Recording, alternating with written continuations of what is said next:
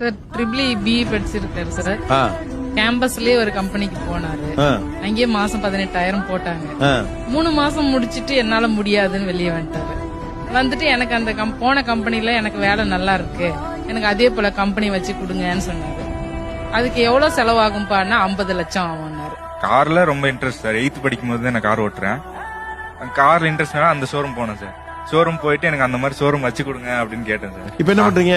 4 மாசம் சும்மா தான் சார். செல்லு 2 லட்சம் ரூபாய் கொடுத்து செல்லு வாங்கி கொடுத்துருக்கேன் சார். சண்டை போட்டு என்ன வாங்கி தர சொல்லலாம், வாங்கி கொடுத்தாச்சு.